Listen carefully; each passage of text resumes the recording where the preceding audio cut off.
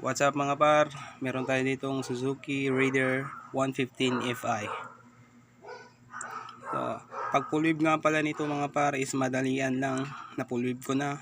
Explain ko lang kung paano ba ikabit. Medyo madali lang siyang ikabit. Pag baguhan ka pa lang, madali lang talaga. Ito nga palang green ng regulator na 5 pin.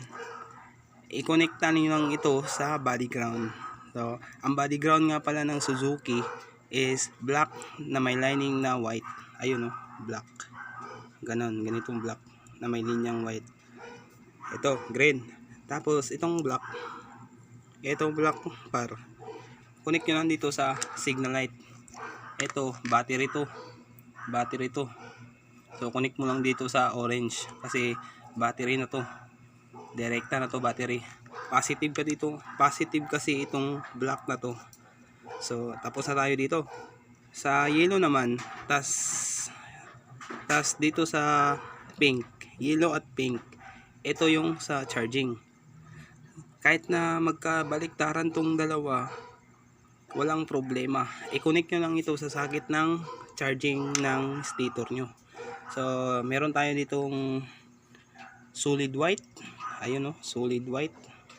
Di masyado kasi blurred, pero solid white to, saka brown. Ito yung charging ng stator.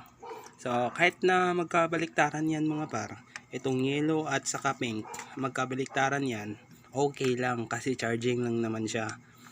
Ito ang hindi dapat baliktarin, itong pula. So itong pula, i-connect nyo lang ito sa solid na red kasi itong solid na red direkta na ito sa battery. Ito yung nag-charge. Ito yung labayan ng charging nyo papuntang battery. So i-connect nyo lang ito, tas full wave na. Wala nang itchy buruichi pa dyan, propaganda lang yung iba. So ganito lang kadali mag full wave. Dapat hindi ka magkamali kasi malabo nang magkamali ka pa dito kasi madali lang mag full wave. Ayun, kuha ba mga par? So, ayos tayo dyan.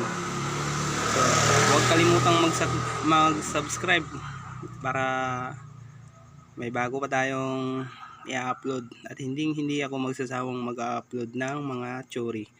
So, total, nandito na naman tayo. Magpa-part 2 tayo. Lulubusin ko na yung pag-i-explain ito. So, na-full wave ko na. Tas yung mga trouble nga pala nito is i-reveal ko na kasi medyo yung trouble nito is wala sa YouTube minsan. Mahirap. So, let's go.